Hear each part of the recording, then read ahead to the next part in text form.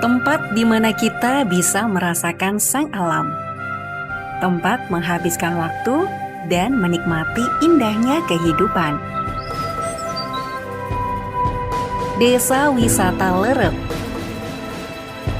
Desa Lerep merupakan salah satu desa di Kabupaten Semarang yang berada di ketinggian 340 sampai 910 meter di atas permukaan laut. Bertempat di Kecamatan Ungaran Barat, Kabupaten Semarang, Desa Lerep terbagi menjadi 8 dusun yang menyatu membentuk kehidupan dan budaya yang unik. 8 dusun tersebut antara lain Dusun Indrokilo, Lerep, Sokah, Tegalrejo, Lorok, Kretek, Karangbolo, dan Mapagan. Perjalanan Lerep menjadi desa wisata dimulai pada tahun 2007.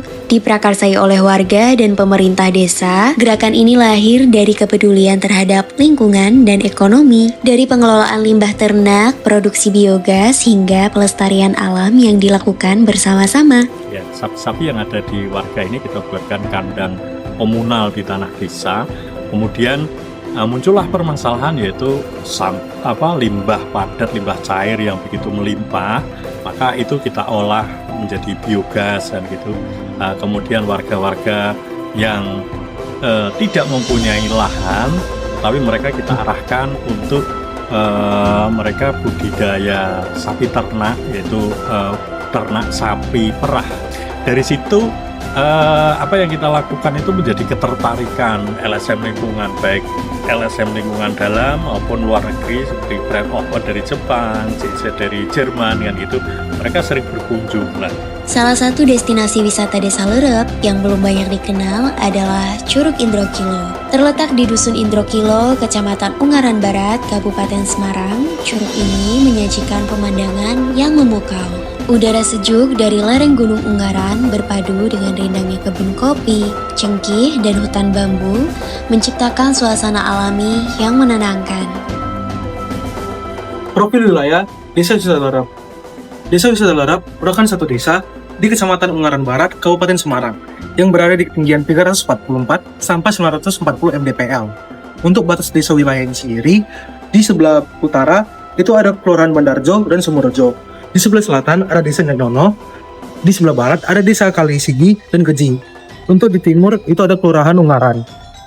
Untuk bentuk topografi desa yaitu 217,12 hektar datar, 209,77 hektar bergelombang, 236,36 hektar suram, dan 109,07 hektar sangat suram. Suhu desa sendiri biasanya mencapai lebih kurang 22-30 derajat Celcius. Potensi yang terdapat di Desa Wisata Lerep yang pertama ada potensi wisata, yaitu yang mencakup edukasi bercocok tanam, edukasi beternak, dan edukasi pemanfaatan bahan limbah. Yang kedua ada potensi seni, yaitu ada tari caping gangsing dan tari gambyok. Yang ketiga ada potensi alam, yaitu air terjun Curug Indrokilo, puncak Lerep, sawah, dan sungai. Dan yang keempat ada potensi budaya, yaitu ada tari sadranan dan iriban. Dan yang terakhir ada potensi kuliner, yaitu makanan dan minuman tradisional yang dihidangkan dengan bambu, daun, dan ayanok. Kemudian untuk masalah sosial yang pertama ada sumber daya manusia, yang mana sebagian masyarakat Desa Wisata Lerep bermata pencarian sebagai karyawan buruh harian, menjadikan keterlibatan mereka dalam kegiatan wisata hanya terjadi di hari libur. Yang kedua ada konsentrasi kegiatan wisata pada titik tertentu atau spatial pressure, yang mana penumpukan pengunjung terjadi di area tertentu yang menyebabkan aktivitas sosial menjadi terganggu dan mengubah pola interaksi sosial.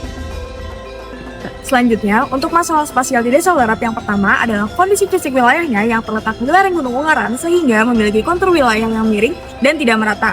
Selain itu, akses jalan juga termasuk masih sempit dan kurang memadai bagi mobilitas wisatawan. Masalah yang kedua yaitu ketidakjelasan sistem zonasi yang menyebabkan fungsi ruang yang sangat tumpang tindih. Akibatnya, pola ruang desa menjadi tidak efisien. Pada stakeholder mapping, kami memetakan stakeholder yang ada. Yang pertama ada keep satisfied, yang dimana stakeholder tersebut memiliki regulasi dan potensi akan anggaran untuk pengembangan desa wisata Lerep. Yang kedua ada manage cost, yang dimana kami mengambil inovasi dari wisatanya, yang maka dari itu kami harus bekerja sama dengan Pokdarwis dan berdiskusi dengan petinggi-petinggi di desa Lerep.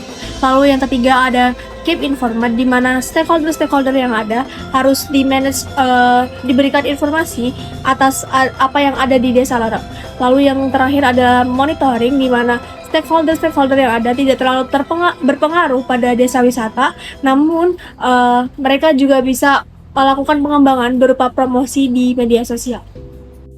Setelah melakukan stakeholder mapping, kami melakukan diagram stakeholder mapping. Yang pertama ada direct dan indirect. Yang di direct sendiri kita ada primer, yaitu yang pertama Pokdarwis, yang kedua ada Kepala Desa Lerep, yang selanjutnya ada stakeholder sekunder yang dimana dapat dilihat dari diagram di samping. Lalu yang ketiga, yang di bagian indirect terdapat yang pertama media berita, yang kedua proklim, yang ketiga kelompok akademisi. Dari ketiga kelompok stakeholder tersebut dapat dilihat interaksinya dalam diagram di samping. Untuk kronologis masalahnya, sebelum tahun 2007, banyak warga di Dusun Indrokilo yang memelihara sapi yang membuat sumber mata air tercemar. Kemudian pemerintah Desa Lerep berusaha menanggulanginya pada tahun 2007 dengan membangun kandang sapi komunal dan mengolah kotoran sapi menjadi pupuk organik dan biogas. Selanjutnya, pada tahun 2007 hingga 2015, banyak wisatawan yang berkunjung untuk belajar mengolah kotoran sapi menjadi pupuk organik dan biogas. Dan pada akhirnya, April 2015, berita mengenai banyaknya pengunjung terdengar sampai ke Dinas Pariwisata Kabupaten Semarang dan diresmikan menjadi Desa Wisata Lerep dengan SK Bupati nomor 556/0424/2015. Dan hingga saat ini, wisata yang ada di Desa Lerep dikelola oleh Bumdes Gerbang Lentera dan bekerja sama dengan Pokdarwis Rukun Sentosa. Potensi wisata ini berbasis kearifan lokal yang bersifat edu-ekotor dan menawarkan paket wisata berupa edukasi, fun game, hingga camping. Terdapat beberapa titik permasalahan yang ada di Desa Wisata Lerep, seperti masalah sosial, yaitu banyaknya pengunjung yang mengganggu aktivitas warga, dan juga masalah spasial yang menyoroti akses jalan sempit dan melewati kawasan permukiman dari warga. Permasalahan utama yang terjadi di Desa Lerep adalah kurangnya pengembangan fasilitas infrastruktur terhadap aksesibilitas dan juga mobilitasnya. Ada 3 faktor utama yang menjadi masalah di Desa Wisata Lerep. Yang pertama adalah faktor sosial, di mana faktor sosial ini contohnya adalah seperti persaingan dengan desa lain. Lalu dari faktor infrastruktur ada tidak adanya keterbatasan atau kuota dalam pengunjung yang datang, dan juga faktor ekonomi seperti masalah pembukuan dan juga administrasi. Dari ketiga masalah tersebut itu dapat bercabang dan menjadi satu dengan yang lainnya sehingga menciptakan masalah-masalah baru yang lebih kompleks. Dari pohon masalah tersebut, kelompok kami menyusun pohon tujuan yang berdasarkan pemecahan masalah-masalah daripada 3 faktor tersebut. Dari pemecahan masalah tersebut, kami tujuannya adalah meningkatkan aksesibilitas dan mobilitas Desa Wisata Lerep untuk lingkup pariwisata yang berkelanjutan. Hal ini harapannya Desa Wisata Lerep itu bisa menjadi desa yang berkembang dan mandiri sesuai dengan klasifikasi desa wisata berstandar nasional. Best practice yang kami ambil yaitu Desa Wisata Kalisidi. Desa Kalisidi merupakan desa wisata di Kecamatan Ungaran Barat yang memiliki tujuan pengembangan wisata untuk meningkatkan kesejahteraan penduduk. Potensi di desa wisata ini adalah wisata air dan air terjun Curug Lawe Benowo. Kemudian relevansinya dengan Desa Wisata Lerep, keduanya memiliki konsep untuk menonjolkan dari potensi desa. Lalu untuk pengalamannya sendiri, wisatawan dapat mengikuti aktivitas warga desa, kuliner tradisional, dan penginapan. Lalu untuk pengelolaan sendiri, kedua desa wisata ini sama-sama dikelola oleh kelompok masyarakat dengan sistem kerjasama dan kolaborasi.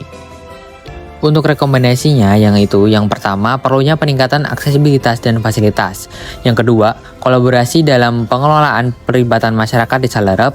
Yang ketiga, regenerasi dan keterlibatan anak muda untuk membentuk kelompok pemuda. Dan yang keempat yaitu inovasi dalam wisata budaya. Desa Wisata Lerep memberikan kami impresi sebagai kawasan yang alami, asri, dan penuh kehidupan pedesaan yang otentik. Lingkungan yang asri, tata ruang berciri pedesaan, serta aktivitas alam dan budaya menciptakan suasana yang tenang. Kearifan lokal masyarakatnya mulai dari tradisi hingga produk UMKM menciptakan pengalaman wisata yang hangat dan membumi. Dari situ kami paham bahwa Desa Wisata Lerep bukan hanya menjadi experience wisata, melainkan juga budaya bagi kami.